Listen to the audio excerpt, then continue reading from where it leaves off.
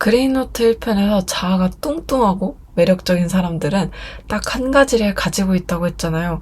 저는 그게 결국 내 길을 내 기준으로 선택하는 힘이라고 생각했어요. 그게 있으면 나답게 살 수 있거든요. 그래서 오늘은 제가 생각했을 때 나답게 살기 위해선 어떻게 해야 할까에 대한 두 가지 이야기 해볼게요. 첫 번째는 일단 하는 거예요. 나답게 사는 게 뭔지를 알고 움직이는 것보단 일단 움직여 보면 나답게 사는 거에 가까워지더라고요. 이게 어떤 느낌이냐면요. 우리가 어두운 산길 초입에 서 있는 거예요. 저 산꼭대기에 집이 보여. 이제 집까지 가야 되는데 어두워서 길을 모르는 거예요. 여기서 일단 움직여 본다는 건 내 손에 초롱불이 하나 쥐어지는 일이거든요. 초롱불이 되게 작잖아요.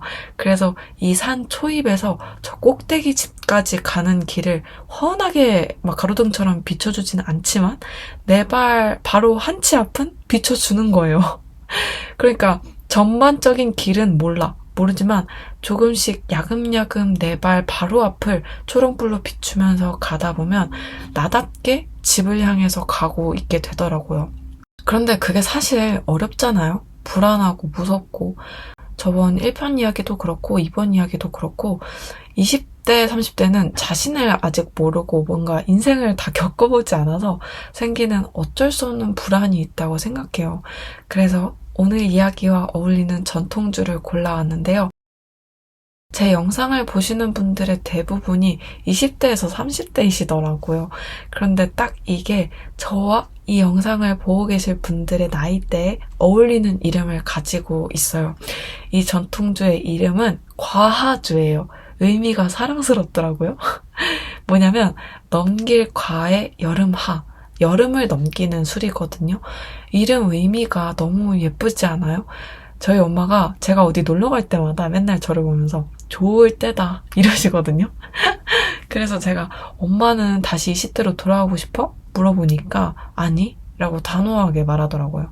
그래서 왜? 좋을 때라며 하니까 그 나이엔 너무 많은 걸 고민하고 선택해야 되는데 그게 너무 힘들었어. 이런 말을 하시더라고요. 생각해보니까 20대에서 30대가 정말 빛나고 아름다운 시기인 것 같거든요.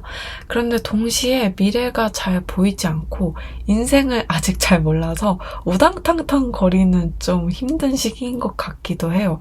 그러니까 2030을 표현한다면 여름 속 과일 같다는 생각을 했어요. 막 익어가면서 진짜 맛있는 과일로 변신 중이기는 한데 너무 뜨겁고 더운 거죠.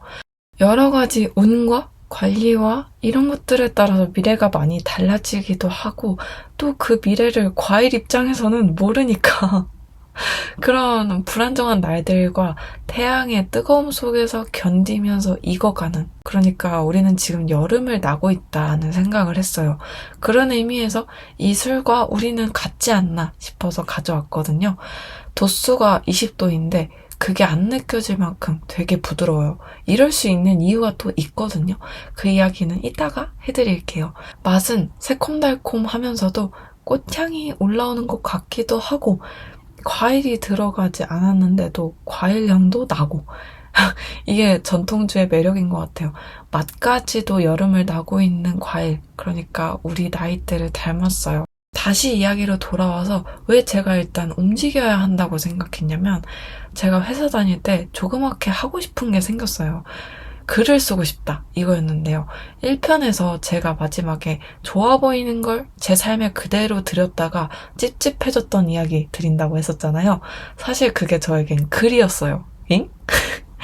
아니 방금 글을 쓰고 싶었다면서 글 때문에 찝찝해졌다니? 이해가 안 되시죠? 그러니까 한창 회사를 다닐 때 글을 쓰고 싶다는 생각이 들긴 했었는데 그 방식이 좀 문제였거든요. 그러니까 회사분들이랑 막 이야기를 나누는데 그 이야기를 들으면서 진짜 쓰고 싶은 주제가 제 머리를 휙 스쳐 지나가는 거예요. 근데 그 주제를 풀어내는 글의 방식은 되게 다양하잖아요. 에세이도 있고 뭐 평론도 있고 등등. 어쨌든 정말 솔직하게 말하면 저는 소설가가 멋있어 보였어요. 그래서 냅다 회사를 다니면서 소설을 쓰기 시작했는데요. 여기가 문제였어요. 그러니까 상상이 잘 안 되는 거예요. 재미도 없고 힘들고 그러니까 뇌가 멈춰요, 자꾸. 머릿속에 좋은 주제랑 문장들은 떠다니는데 소설은 그걸 이야기 속에 녹여야 하잖아요. 회사 다니면서 퇴근하고 나서 그리고 또 주말에 소설을 쓰기 위한 훈련을 계속 했거든요. 근데 문장을 짓고 내 생각을 정리하는 기획을 쓰는 건 너무 재밌는데 이야기로 풀어가려니까 힘들어지더라고요. 그러니까 소설가가 멋있어 보여서 시작하긴 했는데 막상 해보니까 너무 재미도 없고 약간 제가 쓰는 어떤 뇌의 기전이라고 해야 되나? 그거랑 달라서 갑자기 마음이 찝찝해지더라고요. 이걸 어쩌지? 이러면서. 근데 저는 하나를 얻게 된 거예요. 저는 제 생각을 문장으로 잘 전달하는 게 재밌었던 거지 가상세계에서 이야기를 만들어내는 걸 원했던 게 아니라는 걸 알았어요. 일단 소설을 써보지 않았다면 몰랐을 거예요. 그래서 그 이후에 그럼 내 생각을 그냥 에세이로 써보자 해서 브런치라는 플랫폼에 작가 신청을 넣었거든요.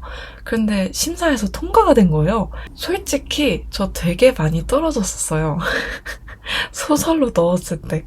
그런데 에세이로 제가 생각하고 느끼는 걸 그대로 쓰니까 글을 쓸 때도 재밌고 주제가 막 머리에서 퐁퐁 솟아나더라고요. 결국 그게 브런치 심사에도 통과가 된 거죠. 그러면 내 생각을 또 공유할 수 있는 곳이 어디가 있을까 하니까 유튜브더라고요.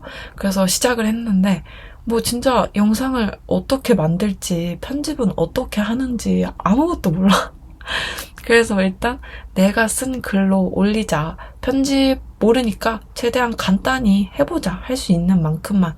이렇게 저렇게 굴리다 보니까 조금씩, 아주 조금씩 앞으로 어떻게 해야 할지가 보이더라고요. 사실 이렇게 전통주 페어링 하는 이야기도 처음에 시작할 때 전혀 예상하지 않았던 일이에요. 제 계획 속에 없었거든요. 제가 좋은 일이 생길 때마다 가는 전통주 바가 있는데요. 거기 사장님께서 저를 도와주고 계시거든요. 협찬이나 광고 이런 게 아니고 주제에 대한 이야기도 나누고 그거에 어울리는 전통주들 소개해 주시고 이런 식으로. 다른 건 기획이랑 행사를 진행하는 쪽에서 일하는 친구가 저의 컨텐츠 주제를 듣더니 쉬었음 청년과 어울릴 것 같다면서 프로그램 기획서를 써보라고 제안하더라고요. 그래서 어쩌다 보니 관공서에 보낼 기획서도 준비하고 있고 어쨌든 이 모든 것들이 제가 유튜브 채널을 개설할 때 그러니까 작년 12월에는 계획에도 제 머릿속에도 없던 일들이었거든요.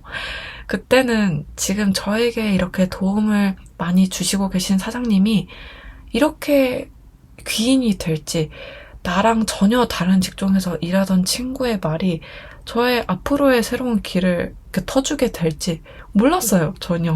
다 초롱풀 하나를 들고 무작정 하다 보니까 하나씩 어디선가 튀어나오더라고요. 그래서 처음 산 초입에서는 흐릿하던 산 꼭대기 집이 이제는 조금씩 선명해져 가고 있어요. 꼭대기에 거의 다 와서 그런 게 아니라 그냥 한 치 앞을 비춰주더라도 그렇게 더듬더듬 조금씩 이렇게 가다 보니까 어렴풋하던 게 확실하게 눈에 잡히는 거예요.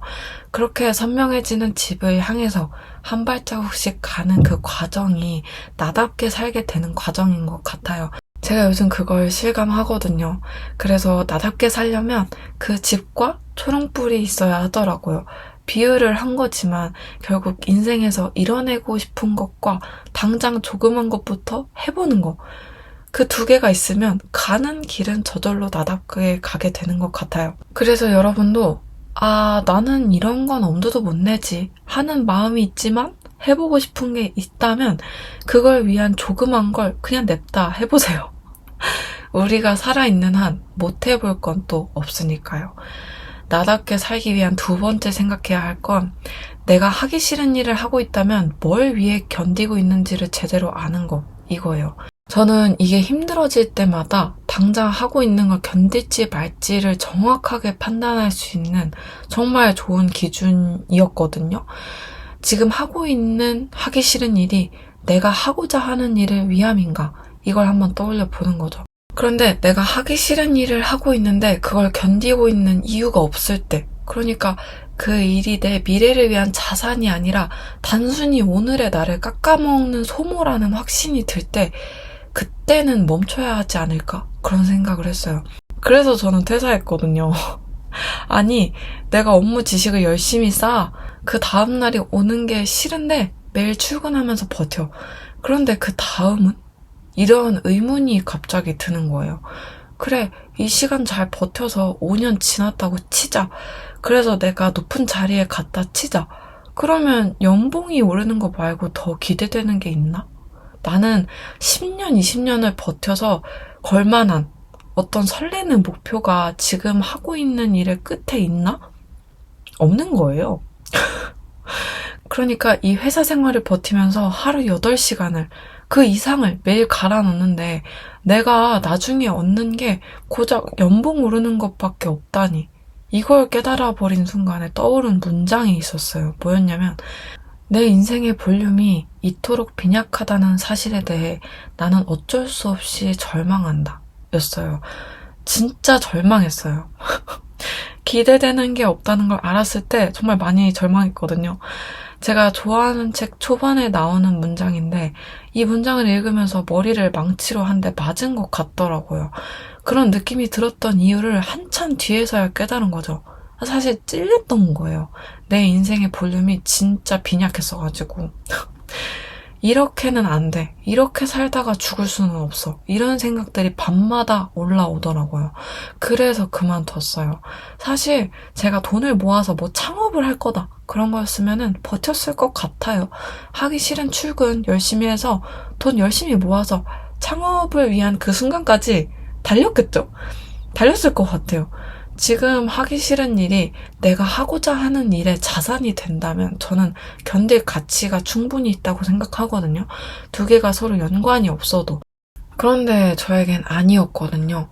이 과주가 여름을 넘기는 술이라고 했잖아요. 사실 여름은 술에게 좀 힘든 계절이래요. 습기랑 열 때문에 쉽게 상해버려서. 그래서 탁주나 발효주에 알코올 도수가 되게 높은 증류주를 넣어서 도수를 높이는 거거든요. 상하지 않게 하기 위해서. 근데 또 신기한 게 맛은 그대로예요. 도수만 올라간 거란 말이죠. 이게 저는 이번 이야기와 되게 많이 맞닿아있지 않나 싶었어요.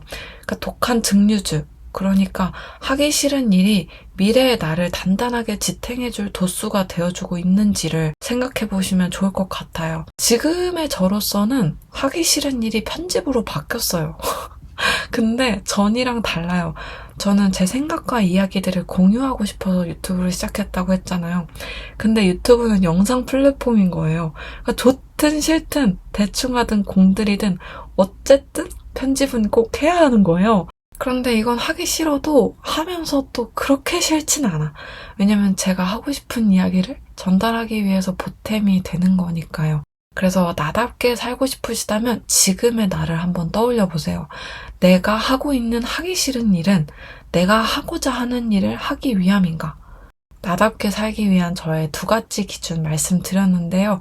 첫 번째가 초롱불을 들고 내 한 치 앞만 보면서 일단 해보기 였고, 2번째가 하기 싫은 일을 하고 있다면 그 일이 미래의 자산이 되는지 아니면 오늘의 단순한 소모가 되는지 생각해보자 였어요.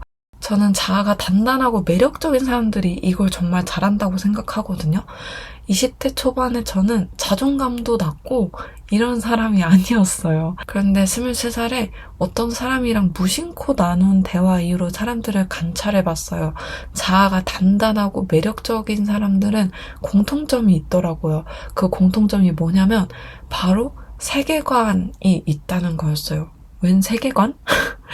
사람마다 이게 도드라지는 사람이 있고 아예 없는 사람도 있거든요. 그런데 이 세계관이 탄탄한 사람들은 정말 멋있는 인생을 살더라고요. 제가 의도한 건 아니었지만 지나고 보니 내 세계관을 만드는 방법이었던 것들, 이 세계관과 자아가 뚱뚱한 사람들이 가진 그 필살기에 대한 이야기는 그레인노트 3편에서 가져올게요. 다음 주엔 저의 이야기로 만나요. 들어주셔서 감사합니다. 그레인마인드 서인이었습니다.